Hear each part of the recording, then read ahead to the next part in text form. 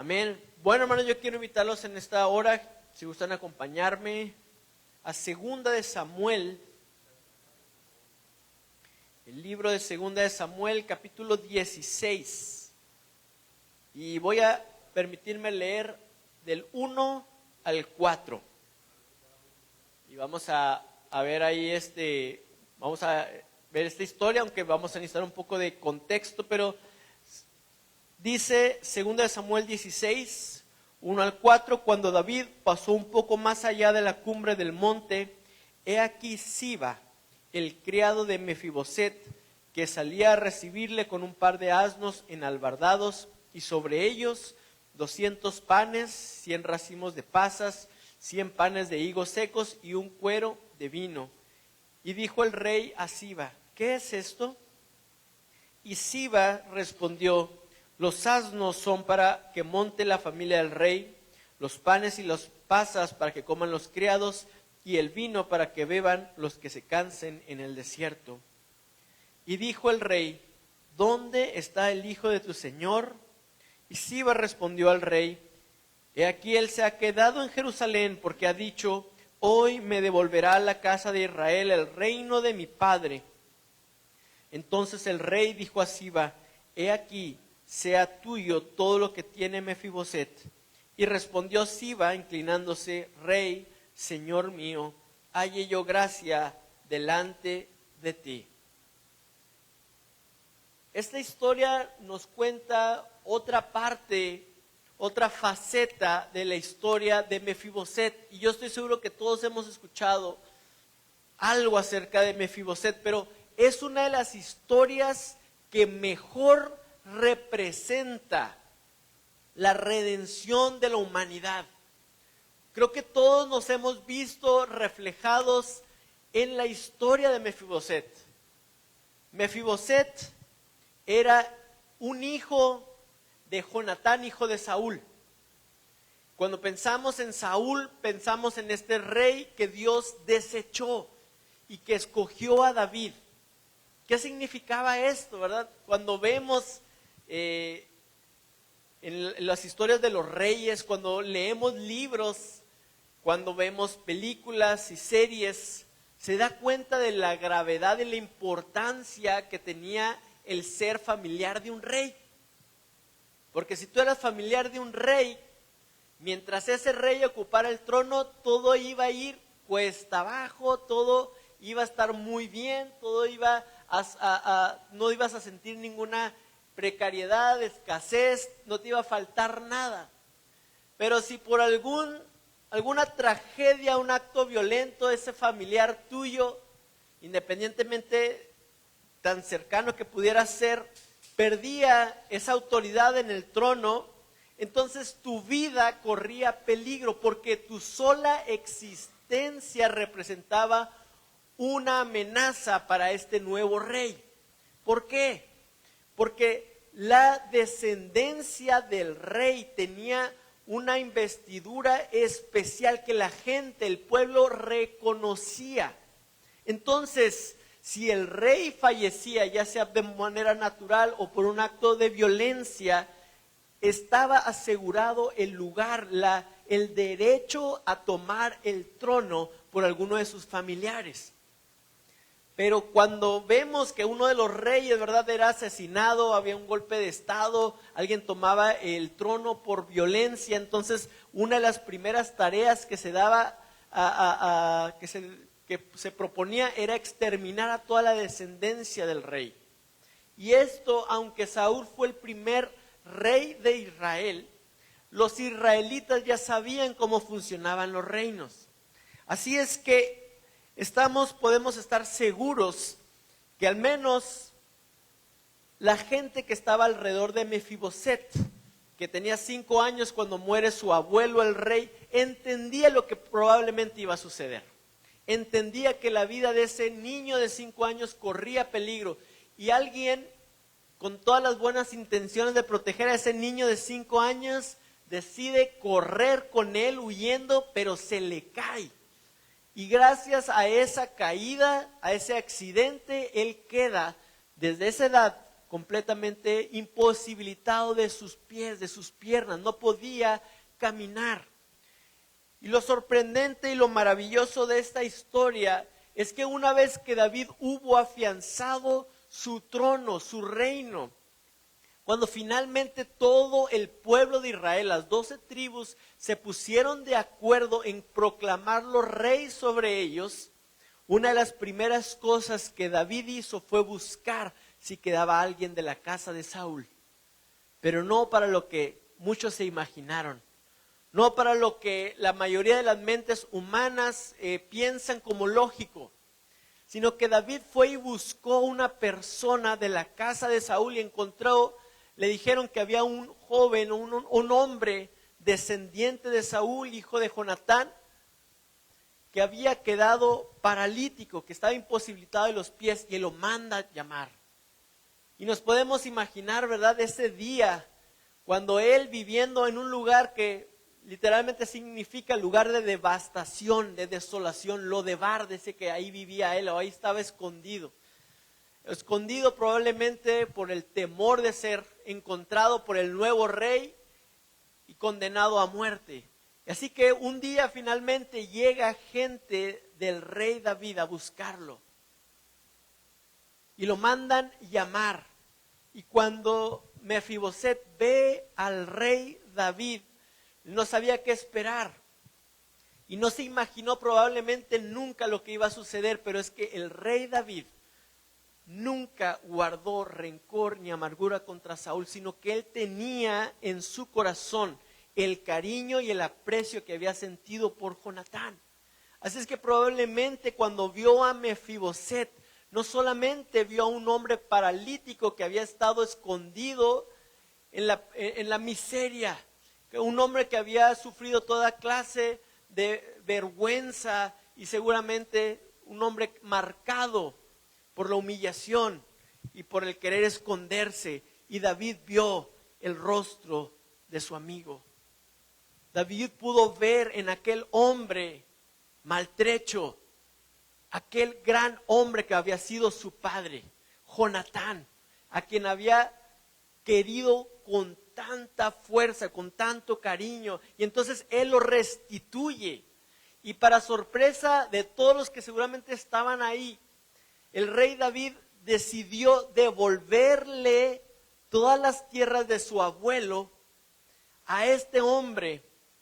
Y además, no solamente iba a tener todas las tierras, y esto es una separación que a mí me gustaría considerar importante, porque yo creo que todos lo hemos leído, esta historia, la hemos escuchado, es un mensaje maravilloso, pero hay una distinción que hace David. Le dice a un siervo, a este Siba, le dice: tú fuiste siervo de Saúl, ahora vas a servir a Mefiboset y te vas a encargar de que todas las tierras que fueron de Saúl trabajen, produzcan, cosechen, y toda la riqueza va a ser para Mefiboset, pero a él no le va a faltar nada porque él va a comer en mi mesa. Así que este hombre no solamente recibió nuevamente la herencia que había sido de su abuelo, de su padre, y no solamente iba a tener todas las ganancias de esas tierras porque alguien más iba a trabajar por él, sino que él no tendría que preocuparse, ni siquiera iba a tener que preocuparse por cómo estaba la cosecha, y que si había llovido, que si no había llovido, como aquí los de Chihuahua estamos acostumbrados, ¿verdad?, esperando la lluvia a ver si cae o no cae, para ver si va a haber cosecha. Este hombre, independientemente de lo que produjeran las tierras de su abuelo, él siempre iba a estar en la casa del rey y nada le iba a faltar. No hay una mejor descripción del plan de redención del hombre de parte de Dios. Cuando vemos en el Nuevo Testamento cómo dice Pablo que nosotros estábamos muertos en nuestros delitos y pecados, así como Mefiboset estaba en Lodebar, y Dios decidió que nos iba a llamar de allá, que nos iba a devolver lo que por derecho era nuestro y que había sido arrebatado y que se había perdido, no por el enemigo, sino por el pecado. Él lo iba a restituir a nosotros, y no solamente eso, sino que nosotros habíamos sido llamados a tomar parte, a tener un lugar en la mesa del rey. Ese es el evangelio, hermanos. Y eso es algo que nosotros vamos a poder estar contando por toda la eternidad para tratar de dimensionar lo que significó que el Rey de Gloria no escatimó el ser Dios, sino que se despojó a sí mismo y tomó una forma de siervo. Y así, en forma de siervo, Él fue obediente hasta la muerte, muerte de cruz por usted y por mí. Y lo que significa, ¿verdad? Y esa historia de redención, y es hermoso, es maravilloso esta historia. Pero la verdad, hermanos, es que en nosotros, en nuestra concepción de películas, de libros, a lo mejor nos hubiéramos imaginado que la historia de Mefiboset se terminaba ahí, ¿verdad? Que cuando el rey David lo llama y le entrega todo y le dice que va a ser parte de su mesa real, ahí se hubiera acabado la historia de Mefiboset. Ahí hubiera salido Mefiboset así, se congela la imagen y empiezan a salir las letritas, como las películas de los 80s. Pero la verdad es que la historia continúa. Y cuando llegamos a este capítulo, ¿verdad? Que acabamos de leer en 2 de Samuel 16, el rey David estaba atravesando por uno de los momentos más oscuros de su reinado. Cuando recordamos la vida de David, que para mí es una de las historias más emocionantes que hay en la Biblia y realmente compite con cualquier historia de reyes, caballeros, guerras. La verdad es que la historia del rey David es algo sumamente apasionante, emocionante, todo lo que vivió este hombre. Y aquí cuando llegamos a un momento cuando uno de sus hijos se decide rebelar en su contra y tratar de quitar el reino.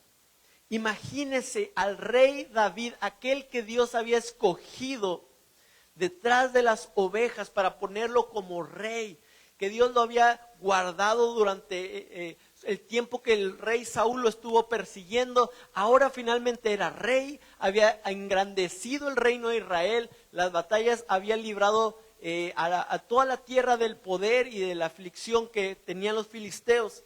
Y ya cuando estaba sentado su reino, de repente uno de sus hijos, Absalón, decide rebelarse para matarlo, para quedarse con el reino.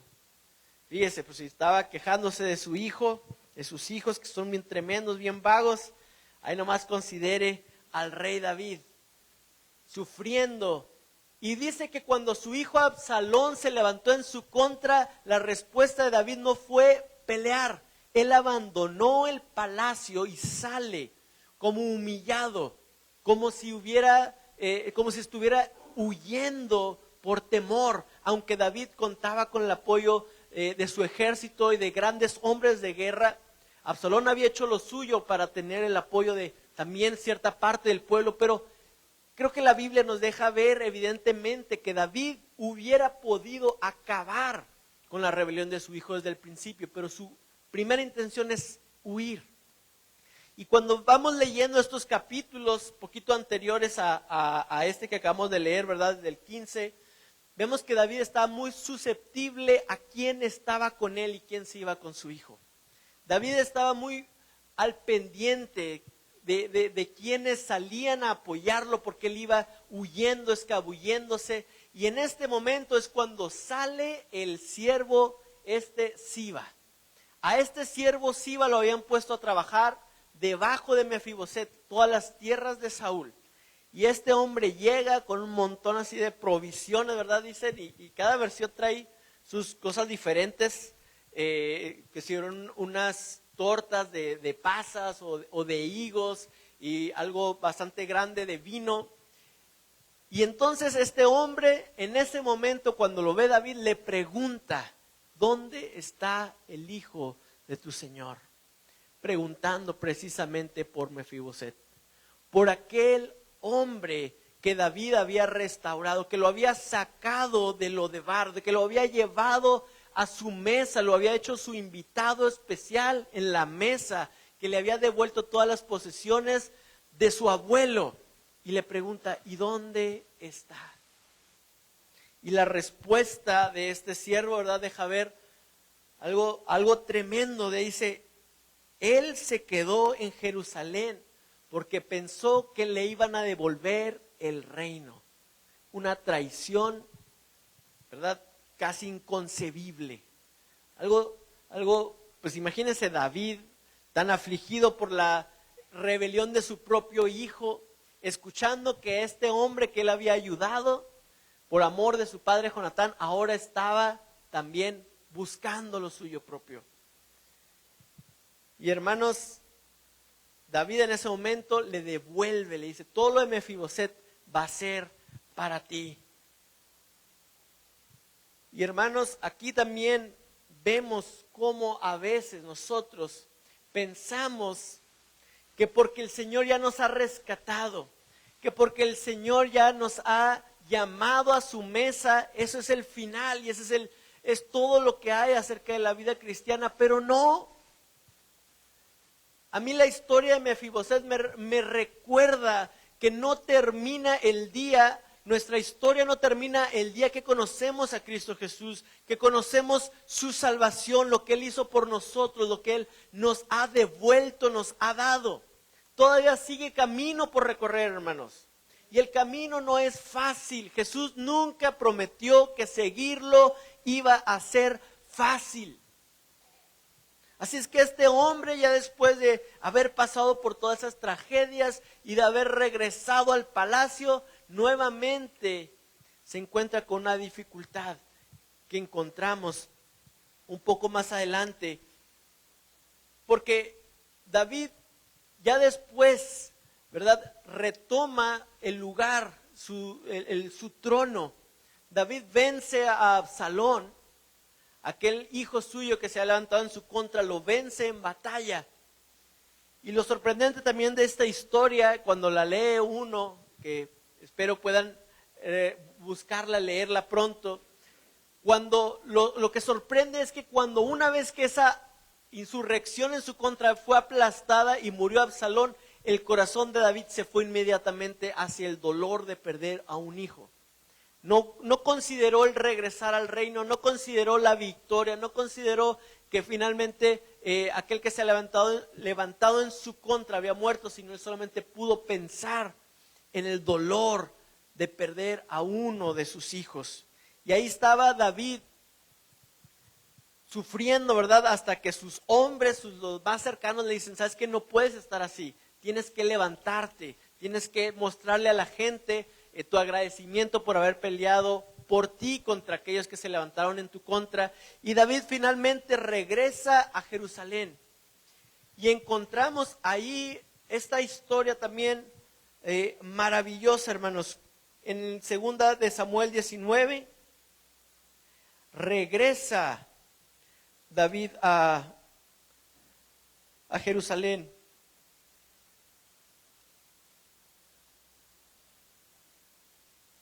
Y encontramos en el capítulo 19, versículo 24.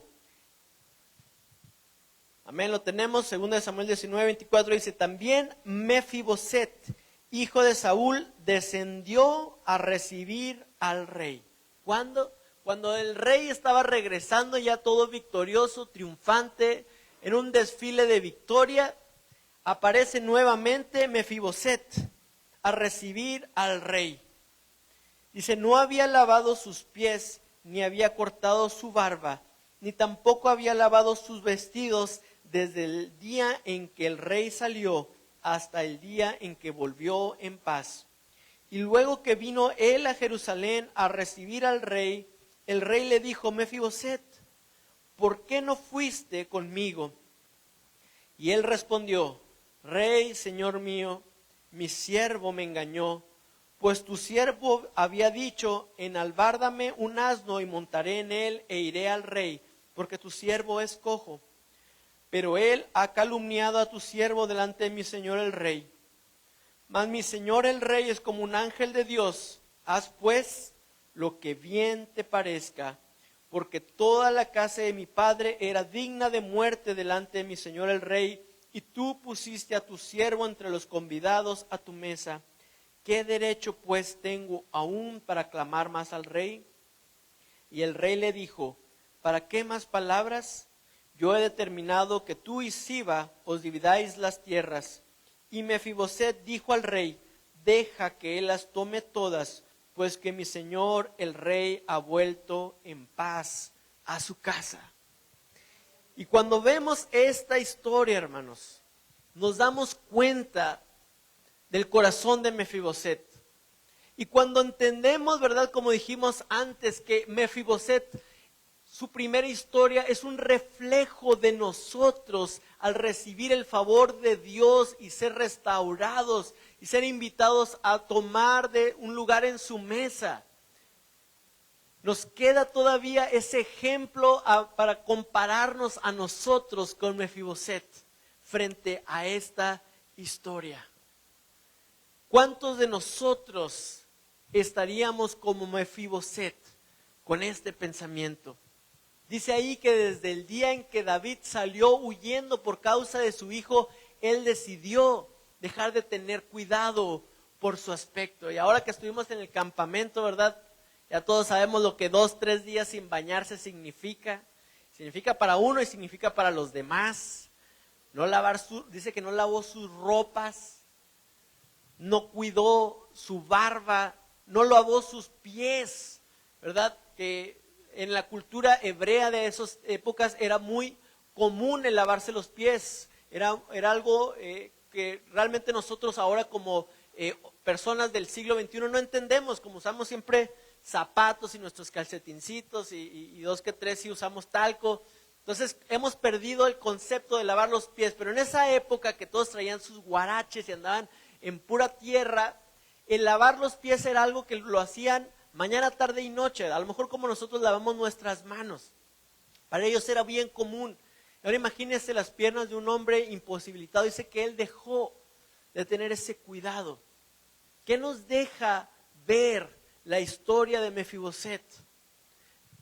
En este punto nos hace ver, hermanos, la responsabilidad o el llamado que cada uno de nosotros tenemos sabiendo que Dios nos rescató, sabiendo que Dios nos llamó de nuestros pecados, de una condenación que teníamos sobre nosotros, que nos llevó a los lugares celestiales con Cristo Jesús.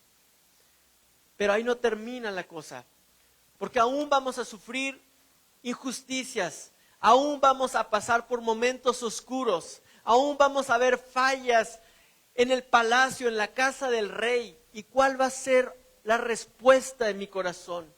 ¿Cómo voy a reaccionar yo al ver a la familia del rey peleándose? ¿Cómo voy a ver yo ante las fallas del rey? ¿Cuál va a ser mi actitud? Y cuando yo veo a Mefiboset, hermanos, realmente es confrontado mi corazón. Porque estamos aquí viviendo una vida cristiana, una vida de iglesia, una cultura de iglesia. Viajamos, nos conocemos de una mejor manera. Conocemos al hermano cómo es cuando trae hambre. Lo oímos roncar. Lo vemos cómo se porta cuando ya nomás queda un plato de comida y hay 3, 4 esperando ahí servirse doble. Y hermanos, somos confrontados todo el tiempo, porque la verdad es que aunque Dios hizo una gran obra en nuestro corazón al rescatarnos y al entregar a su Hijo amado en la cruz para que muriera por nosotros, aún nosotros vamos a ver y experimentar muchas cosas que van a desafiar nuestro corazón. Podríamos imaginar a Mefiboset el momento mismo que él se dio cuenta que su siervo lo había traicionado. Cuando él, ¿verdad?, le pidió, oye, prepárame unos burritos ahí, pero no de comer, sino para montar y ir con el rey. Y prepáramelos porque yo quiero estar con David, yo quiero ser de esa procesión que aunque van en vergüenza huyendo delante de Absalón, yo quiero ser parte de esa procesión con el rey, yo quiero estar con el rey. Y el momento que él se da cuenta que él es traicionado, él supo, ¿verdad?, que las cosas a lo mejor iban a volver a cambiar. Y de hecho cambiaron. Cuando lo que leímos al principio, David le entrega a este siervo todas las posesiones. ¿Qué le pasó a Mefiboset? Ahí encerrado en el palacio sin poder moverse, él sabía que había perdido todo lo que David le había entregado.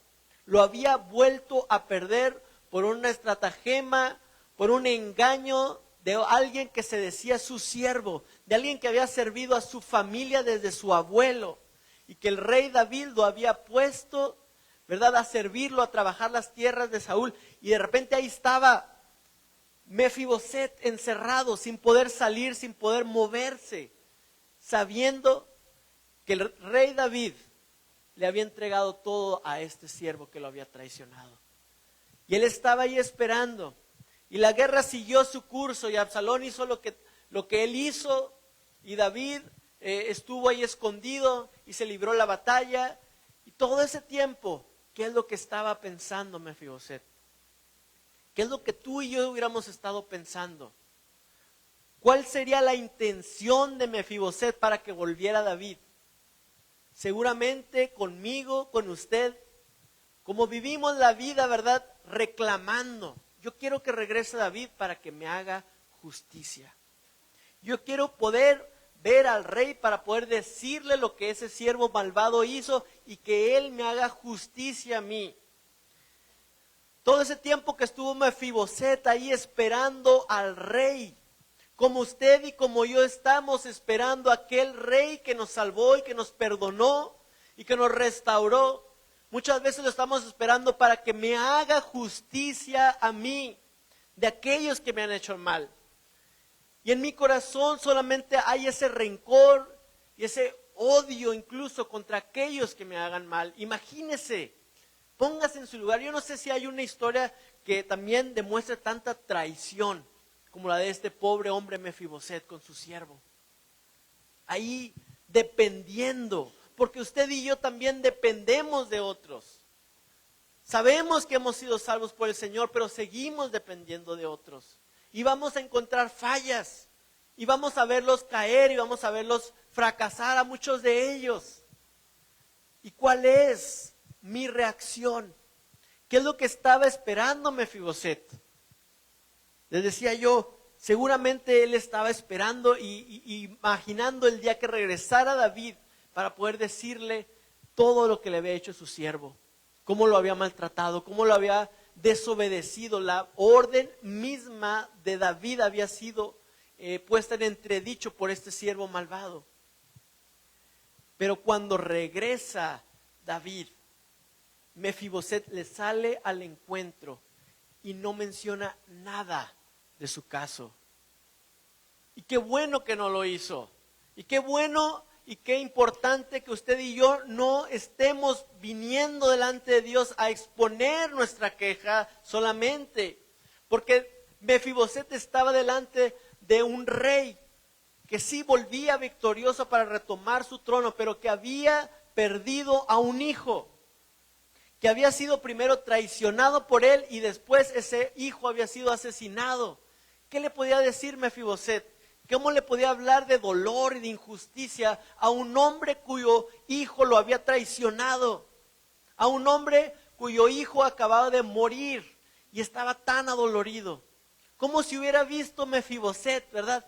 Oye, señor, pues aquel me engañó y me dejó aquí, se fue a llevar ahí las tortas y el vino, y aquí me dejó. Cuando David venía apesadumbrado por la pérdida de su hijo, por lo que tuvo que atravesar. Yo creo que Mefiboset tomó en cuenta que estaba delante de un hombre que estaba atravesando un dolor muy profundo. Es que él no quiso hablar de su propio dolor. En lugar de eso, él solamente expone lo que le pregunta a David: ¿por qué no estuviste? Así y así y así estuvieron las cosas. Y lo más precioso es cuando David le dice: ¿sabes qué? Yo ya hice, yo ya abrí mi boca, yo ya di un decreto. Yo le di así va todo, pero en este momento te voy a dar la mitad. Imagínense, ¿verdad? Ahora que estábamos ahí en el campamento, teníamos juegos y rallies. Cuando decían que ganaron los rojos o que ganaron los azules, para pronto, no, pero es que ellos hicieron no sé qué, y que vinieron y que agarraron los globos y nos pegaron y agarraron la bandera, porque se trataba de ver quién destruía más la bandera con globos de agua. Padrísimo el juego, pero los jueces tuvieron un momento muy difícil de decidir cuál bandera había quedado menos destruida. Pero ahí cuando estaban diciendo, y pobre, yo veía a los jueces ahí sudando a ver qué es lo que iban a decidir, pero estaban todos ahí, no, pero que sí, que este, que el otro, y que estos vinieron y le arrancaron, y que ellos nos hicieron, y que me pegaron, y mira cómo me rasguñaron, ¿verdad? Porque nos encanta, es lo que nos sale más natural, hermanos. Aquel me hizo, aquel, fíjate lo que sucedió conmigo. Y aquí este hombre, Mefiboset, que había atravesado tragedia tras tragedia, un hombre que la vida le tenía deparado por ser un nieto del rey, probablemente una grandiosa vida, pero desde los 5 años quedó tullido de los pies, se tuvo que recluir en un lugar de desolación, y ahora que había sido restaurado, de repente ve que toda aquella restauración se le iba a dividir en 2, con la persona que lo había engañado. Y yo sé que a lo mejor tú has pasado por algo así, porque yo he escuchado historias de personas que, no sé, empiezan un negocio juntos o le presta dinero a otra persona para que empiece un negocio, y a los años que el negocio fructifica, de repente lo dejan sin nada y tiene que abandonar y son traicionados. Y yo no sé cuántos de ustedes han pasado por una historia así. ¿Y cuál es mi reacción? ¿Cuál fue la reacción de Mefiboset al tener que compartir los bienes que eran por derecho de él? Ahora tenía que dividirlos con la persona que lo había calumniado delante del rey, y ahora tenía que dividirlos con él. Y la reacción de Mefiboset, hermanos, es a lo que nosotros como cristianos redimidos por la sangre de Cristo Jesús tenemos que aspirar. ¿Cuál fue la respuesta de Mefiboset? Que se las quede todas. Que se las quede todas. Ante una injusticia tan clara, tan flagrante contra una persona inválida. Alguien que había abusado de la confianza de este hombre, y al verlo en su necesidad se aprovechó de eso.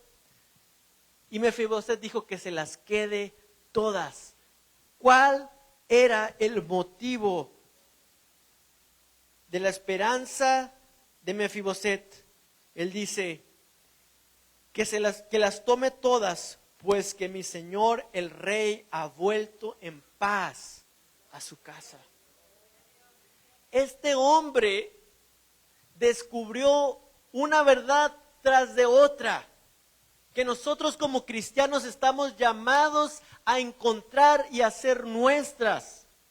La primera es que Dios tiene la autoridad y el corazón para restaurar todo lo que el enemigo nos había quitado, para llevarnos del lugar de desolación a esa mesa del rey, a comer de la comida del rey, a estar en la presencia del rey. Y no solamente eso, sino recibir todos los bienes que por derecho nos corresponden. Y David por eso hizo la separación. Tú vas a tener todos tus bienes, pero no te va a faltar nada. No tienes ni siquiera que estar viendo esas tierras y esos bienes. Tú vas a estar en mi casa, sentado a mi mesa, no te va a faltar nada. No va a haber un día en el que tú te levantes y no tengas que comer. No va a haber un día siquiera que tú tengas que preocuparte por la cosecha de las tierras de tu abuelo que yo te he devuelto, porque tú vas a estar en mi casa. Y aún más, porque la historia del rey David lo llevó a conocer una faceta todavía más profunda, que fue que Mefiboset, estando en el palacio, estando en la mesa del rey, él se dio cuenta que esa mesa no valía por lo que tenía enfrente, no valía por los manjares que en ella se servían. Esa mesa no era especial por la comida que ahí era presentada por los mejores cocineros de aquella época, sino que esa mesa era especial por la presencia del rey en ella. Y una vez que la presencia del rey estuvo separado, una vez que la ausencia del rey se hizo presente en esa mesa, no había manjar, no había comida que valiera la pena si el rey no estaba ahí. Así es que en el corazón de Mefiboset había solamente un anhelo y un deseo. Aún ante la injusticia de su siervo, aún ante el robo, la calumnia, el engaño, la traición, había solamente un deseo que lo mantenía con la esperanza de un nuevo día, y era que el rey tenía que volver. No para que le restaurara, no para que la mesa nuevamente se volviera a llenar de fiesta, sino porque pudiera el rey regresar a su casa. Ese se volvió el objetivo final de Mefiboset. Entender que el reino no era lo mismo si no estaba el rey ahí. Que él podía tener todas las cosas, que él podía tener la mesa mejor servida de su tierra. Pero de nada servía si la presencia del rey no estaba ahí. Si el rey no estaba en orden. Para mí, hermanos, fue algo maravilloso y realmente se lo pude decir y le doy gracias a Dios por la vida del hermano Henk.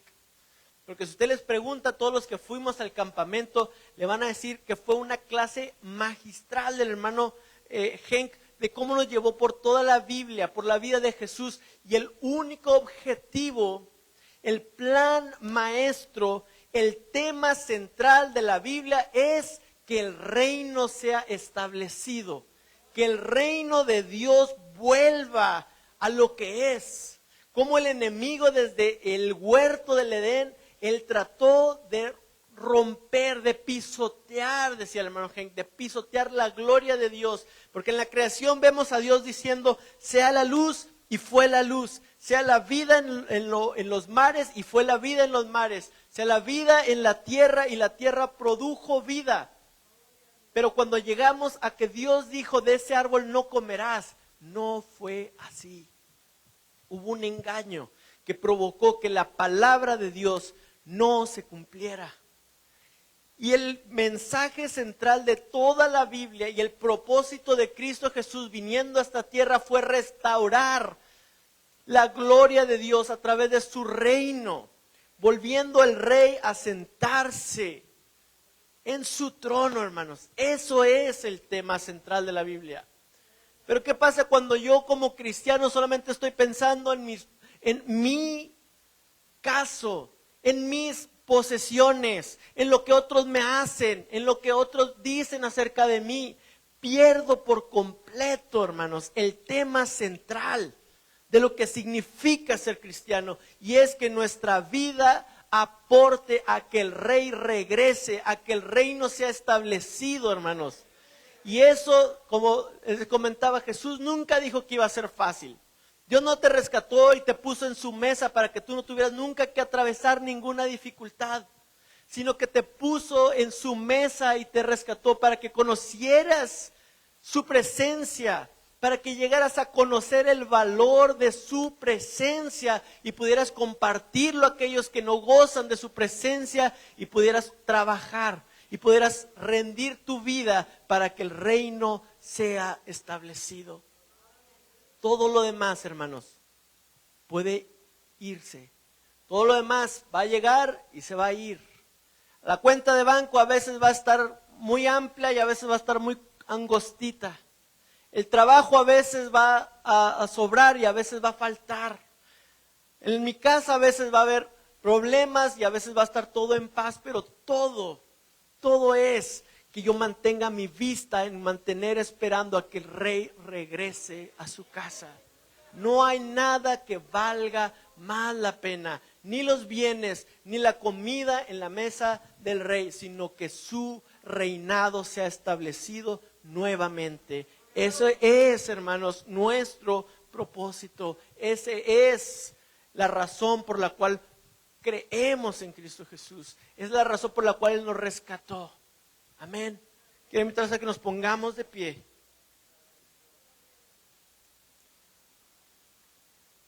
Yo quiero invitarte a que tú hagas nuevamente ese compromiso con el Rey que te rescató, con el Rey que te levantó de Lodebar, del lugar de desolación, que quitó de tu cabeza la condenación que que pesaba sobre ti por ser enemigo, que tu mera existencia era una afrenta a su reino, Pero Él decidió tomar tu lugar. Él decidió cambiar su lugar contigo para que tú recibieras la corona, para que tú tuvieras el lugar que le correspondía a Él. Y Él tomar la condenación sobre sí mismo. Era la única manera. Y ahora, frente a ese Rey, que tu corazón pueda realmente creerlo y tomarlo. Que no hay cosa más importante, que no hay cosa más valiosa, aún en la vida cristiana, aún de las bendiciones que Dios puede darte, no hay nada más valioso que su reino establecido nuevamente, que su presencia en tu vida, en la vida de tu familia, en tu ciudad, en este mundo. No hay nada más valioso que su presencia, que su reino sea establecido. No estamos aquí para que el Señor solamente nos haga justicia de aquellos que nos calumnian, de aquellos que hablan en contra de nosotros. Estamos esperando la venida del Rey, no para nuestra reivindicación, sino para que su gloria sea manifiesta a toda esta tierra. Porque esta creación gime a una, está gimiendo para que el reino sea establecido, para que la gloria pueda fluir sin obstáculos. Señor amado, aquí está nuestra vida. Nada de lo que tú puedes darnos, nada de lo que tenemos, nada de lo que podamos perder o tener, Señor, es más valioso que tu presencia.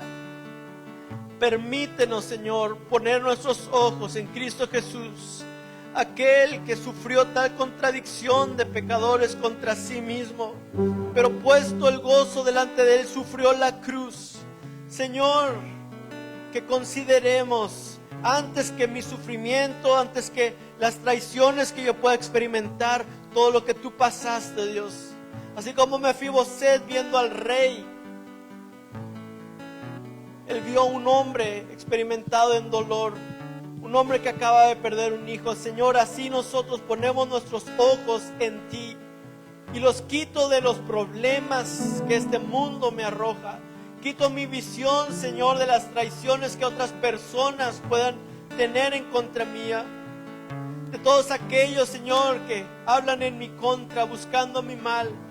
Aquellos que han logrado quitarme lo que por derecho era mío, Señor. En esta hora lo entrego delante de ti al considerar tu dolor, al considerar, oh Dios, cómo tú sufriste para darme vida. ¿Cómo podría yo quejarme delante del Rey si yo tenía una condena tan grande? ¿Cómo podría yo no perdonar a aquellos que me traicionan? Si tú, el mismo Rey de Gloria, fue traicionado, fue escupido su rostro, fue clavado sus manos y sus pies. Señor, ¿cómo podría yo amargar mi existencia, amargar cada uno de mis pensamientos en contra de otros que me hacen mal, cuando tú, Señor, lo que dijiste fue: Padre, perdónalos porque no saben lo que hacen? Yo quiero amar tu presencia, queremos amar tu presencia de tal manera, oh Dios, que no haya nada que este mundo, que el enemigo pueda hacer en nuestra contra, que nos robe el gozo, que nos robe, Señor, nuestra esperanza de ver ese reino restablecido en esta tierra. Para eso dedicamos nuestra vida, para eso dedicamos nuestras fuerzas, nuestro intelecto, la capacidad creativa que tú nos has dado. Señor, todo está a tu servicio para que tú establezcas, restablezcas tu reino sobre esta tierra, oh Dios. Gracias, Padre, porque nos has dado una parte en ese plan eterno de restauración. Te amamos, Jesús, te amamos. Amén. Confiamos en ti. Guíanos tú.